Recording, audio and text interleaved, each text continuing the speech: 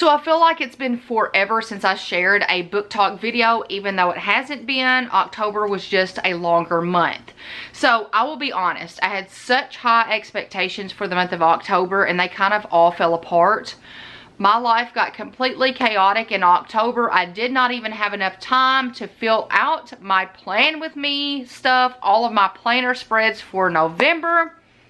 I had to like quickly do it last week at school. So if that tells you how chaotic the end of October was, between competitions for Kate volleyball, we had a death in the family, traveling, school, my husband's job, it was just all over the place. So I only read 3 books in October. And you might be going, you only read 3 books? Only? And I know that might seem like a lot, but I really thought I was going to get 6 read in October, and I didn't. But that's okay, because life happens, and you guys, sometimes we get in a slump. So I found myself in October, I don't know if it was because I was so busy and I just did not have the time to devote to read. I could not find myself picking up my books. So I was in a little bit of a reading slump. I feel like today I've kind of eased out of it a little bit, but you know, I could wake up tomorrow and be back in that slump. So it does happen. So at the beginning of October, I started this book here. My grandmother asked me to tell you she's sorry. So I started Britt Marie Was Here a few months ago and then had to soft DNF it, and you guys told me, and that is because I should have read this one first. And that was true, because Britt Marie was mentioned in this book. I expected to like this book so much more than I did. I got about 30% into this book and started skimming it, and then honestly looked at a summary online and thought, I'm not even interested in finishing the book. So I'm not even going to give this a rating, because I don't feel like I connected enough to the story to even tell you what my rating would be. I think on Instagram I gave it like a 2.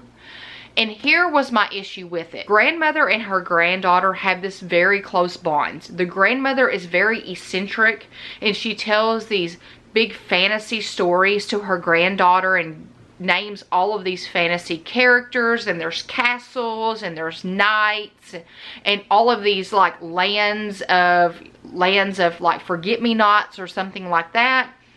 And as I'm reading this, I'm like, am I supposed to remember all of these names and adventures? Because I'm finding myself getting lost in all of this. Come to find out, I was supposed to remember all of that, because these stories were relating to people in real life, and I just found it hard to grasp onto.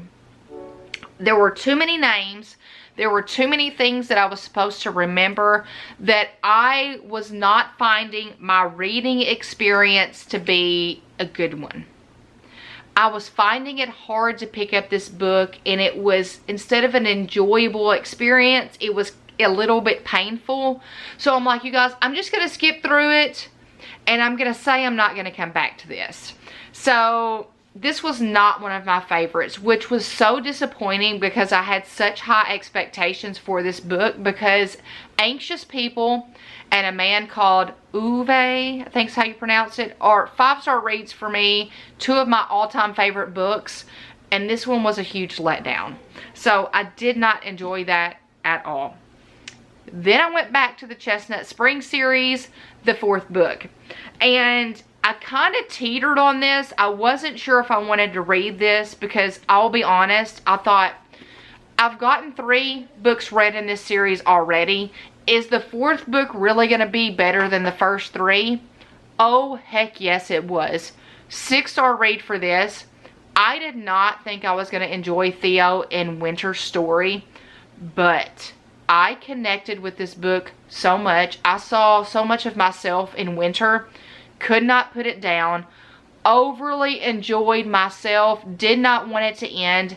6 huge stars for this one. I don't want to tell you anything about it, because I don't want to give the book away, but just read it. But read it in order. So you need to read Flawless first, then Heartless, Powerless, then Reckless, and then Hopeless is last. And the reason why they want you to read it in that order is because they start incorporating the next group of characters into the story.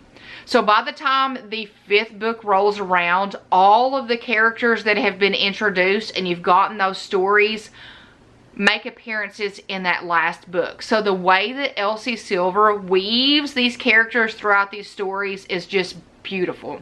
I'm just going to tell you right now, they're going to make favorites for 2024. I can't wait to next year start the Wild Love series back here. I've already pre-ordered the 3rd one. I can't wait to start that. But 6 stars for Reckless. Definitely read the series. And then last but not least, for October was a Frida McFadden book. I'm sure you know what book that is. And it's her new release. And that is The Boyfriend. So let me tell you about Frida McFadden. I might not rate her books very good, but I'm going to tell you, I'm going to read the next one. Like right now, The Crash, I can't wait to read that in 2025. I don't even care what it's about. I'm going to purchase it and I'm going to read it because I always enjoy her books. If I give her a book a 3 star, it doesn't mean I didn't enjoy it. I enjoyed it. It was the twist. The twist is what gives me the rating. So this one was a really good one.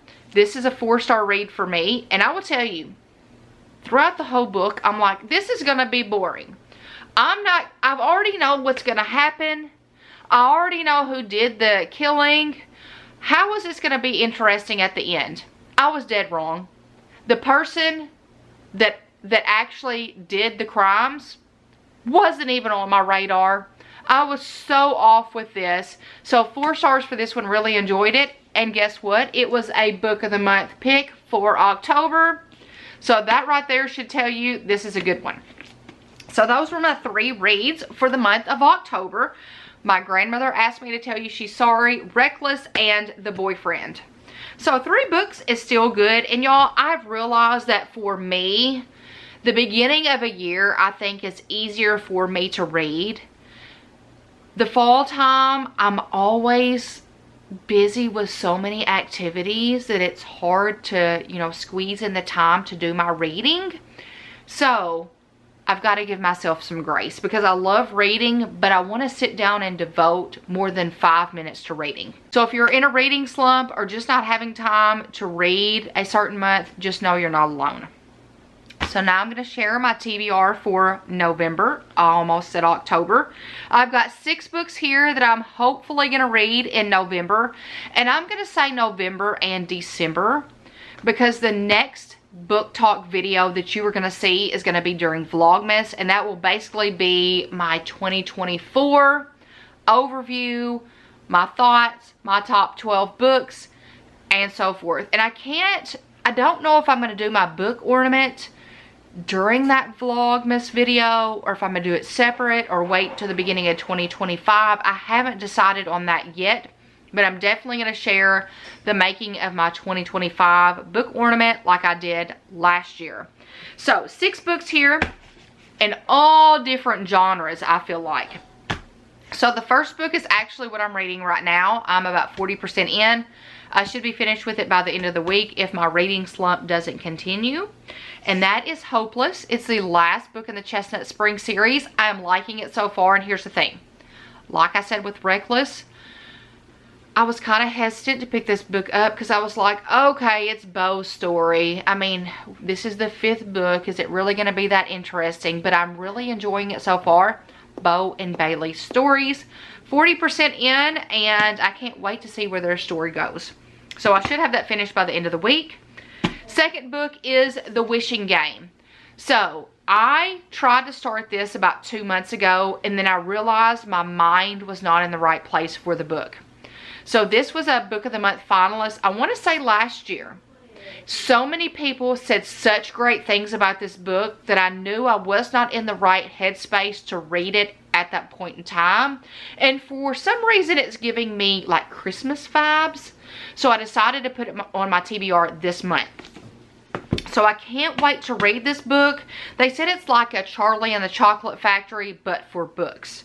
So I definitely am intrigued by that whole, I guess, summary of the book. The next one, the third book, is a book that I've seen nothing but rave reviews on. And that is The Wedding People by Allison Espach. I guess that's how you pronounced it. And it feels like to me that everybody that's commented on this book has said roughly the same thing, that they weren't expecting much from this book, but once they started it, they could not put it down, and it was a 5-star read.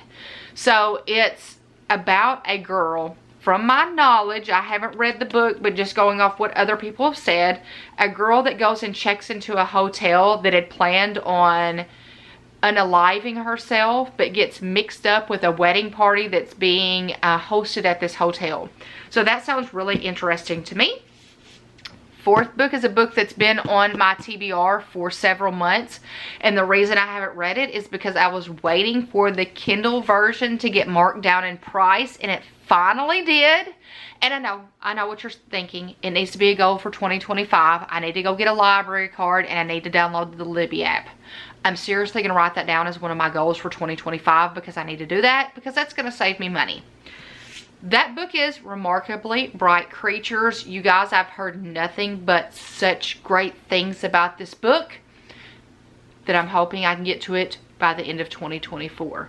So I can't wait to see if my thoughts match everybody else's. The fifth book, and if I sound congested, it's because I am. Last week, at the end of last week, when the weather changed, it was hot and then it's cold, and now it's hot again. My sinuses are acting up, and I've got a stopped up nose and a sore throat. So I apologize if I sound a little bit different or nasally. Next one is Educated. This is a book that I'm a little bit nervous about reading. I've had it on my TBR for several months, and I'm a teacher, so I don't know how this memoir is going to sit with me about the education system. But I will tell you, this book is sold out a lot. It took me, I started looking for it, I want to say in January, when Target had their buy one get one free, or buy one get one half off, or their buy two get one free sale, because I like to buy books during Target sales. And it took me until this summer to find this book in stock. So I hope that my thoughts match everybody else's. And then of course it would not be a TBR without having a thriller on it.